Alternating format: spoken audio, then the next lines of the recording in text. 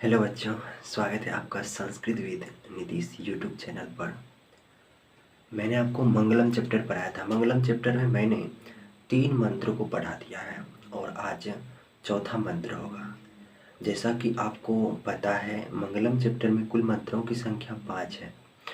उसमें आज हम जो पढ़ने वाले हैं, चौथा मंत्र पढ़ने वाले हैं। तो देखिए इस मंत्र में क्या है, इसको अच्छी तरह से समझिए। देखिए इस मंत्र में बताया क्या है, इस मंत्र में ये बताया गया है जो नदियाँ होती हैं, नदियाँ पता ही होगा, जो नदियाँ होती है बहती हुई, नदियाँ जो है वो बहती हुई समुद्र में जाकर मिल जाती है।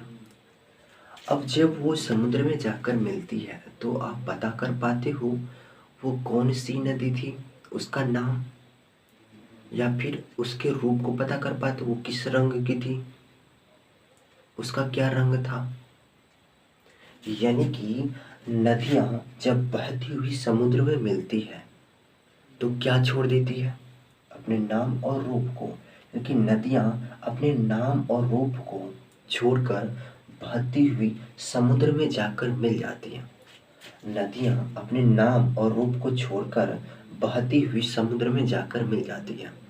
ठीक उसी प्रकार जो विद्वान होते हैं, विद्वान कहने का तात्पर्य वो लोग जो आत्मा का साक्षात्कार कर लिया हो, यानी कि जो आत्मा को समझ लिया हो, उसे बोलते हैं विद्वान।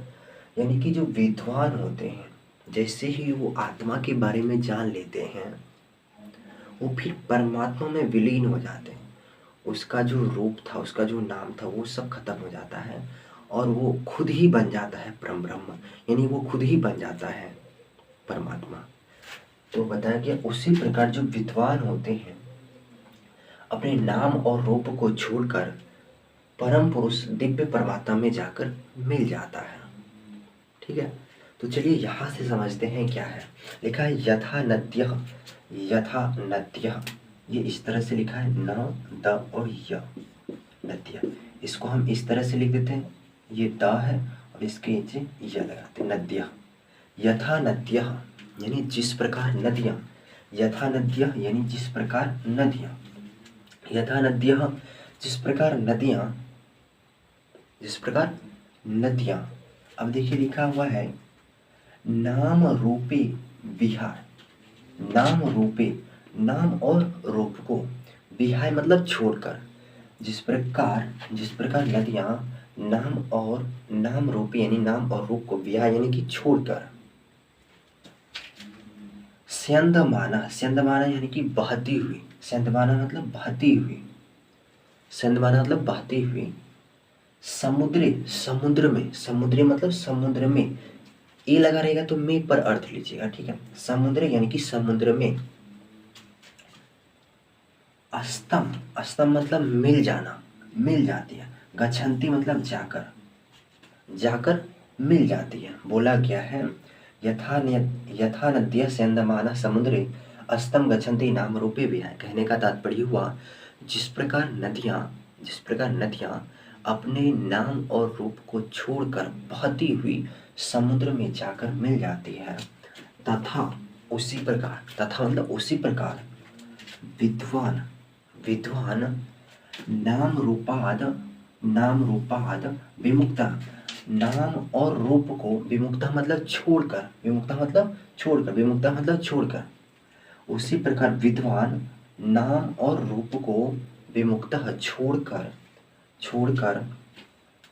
पर और अनुस्वार को म पढ़ते हैं। पिछले वीडियो में आपको बताए थे परम पुरुष, परम पुरुष दिव्यम यानी कि दिव्य, परम पुरुष दिव्य, परात यानी कि परमात्मा, परम पुरुष दिव्य परमात्मा में उपैति मिल जाता है।